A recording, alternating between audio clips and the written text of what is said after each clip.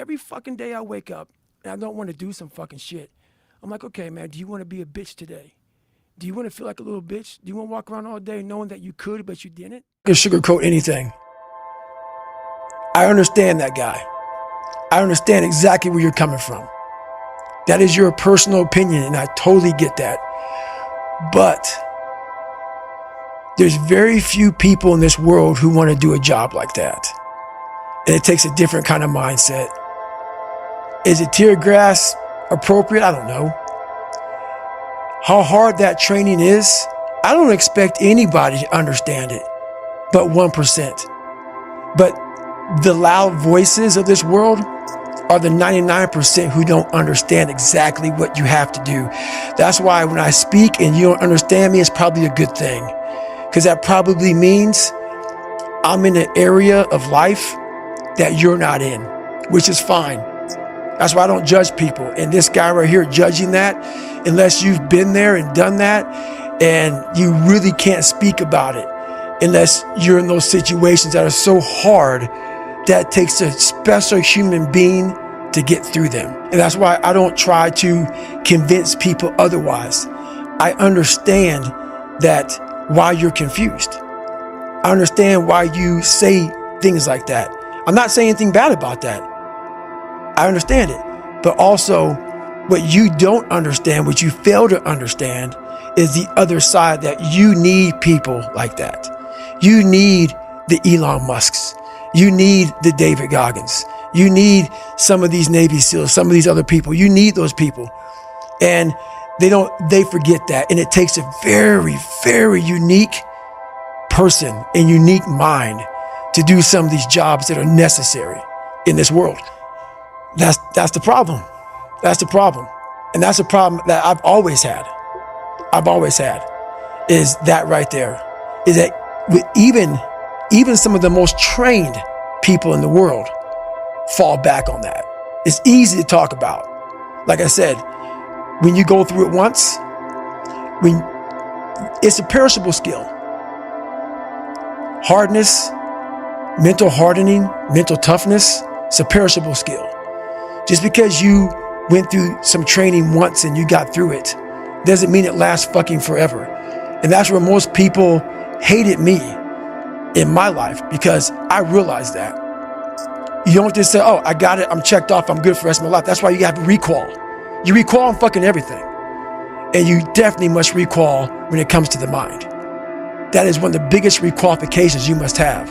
And when you're at that level, you got to recall every fucking day, not once a year.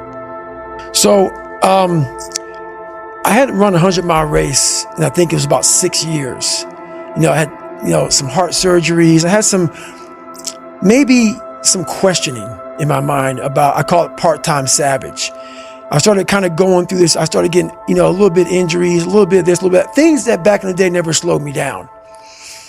So when I got my head out of my ass and realized that, hey, we have more left, we can still push harder, we're not there yet. I realized, talking to a guy named Cameron Haynes, who did this race, 240-mile race. And I go, is this the new level? Is this the new push? So when I decided to do that race, it was in the back of my mind like, man, I've really become an expert at running 100-mile races.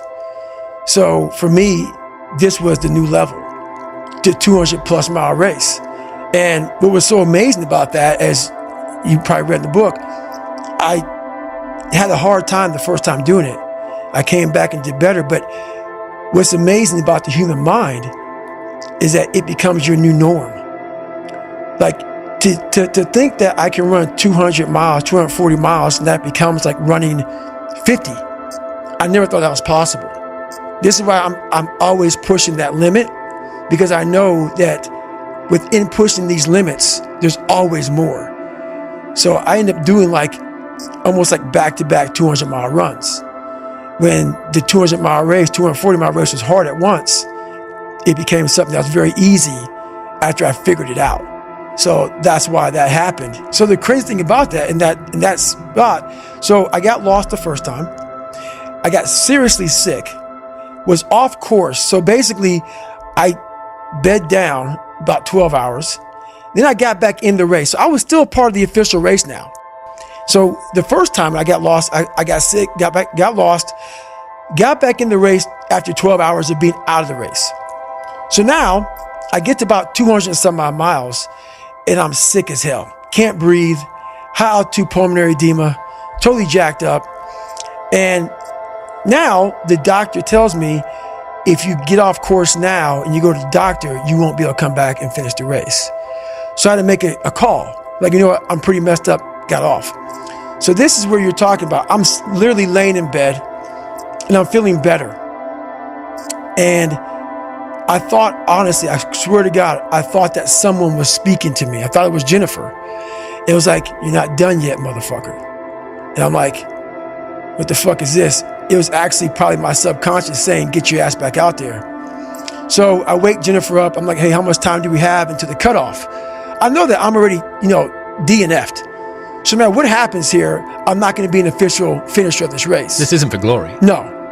This is now for the fact that you can. So either you can sit here and not and think about that for a whole year until you come back here and do this, or you can go out there for yourself and take some kind of pride in knowing that you could and you did. So basically, I wake her up, how much time left? She goes something like, I don't know what it was. What did you say what time was? Like, whatever. And half my crew had left, and there was 2 people there. I woke them up. They were getting ready to get on a plane. I said, look, can you guys help me out? I have 40 miles to go. I'm going to have Jennifer drop me back off at the spot where I left. Then I'm going to finish this fucking race. And I couldn't cross the finish line because I wasn't an official finisher. So I ended up finishing on a road by a telephone pole, and that was my official finish. It ended up being like 255 miles. But it's one of the best races of all time because we're going through it fast. But all the fucking times that I was like, I'm not going back. And I went back. I'm not going back. And I went back. I'm not going back. And I went back.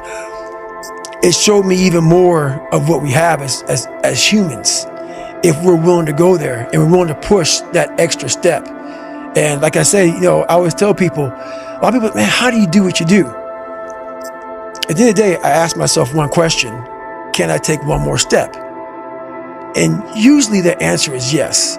So if you can answer that question and not take another step, that is real failure. That is real quitting. So a lot of people can take one more step, but they choose not to. I don't know if you can take 2 steps. You got to answer that question after you take the first step.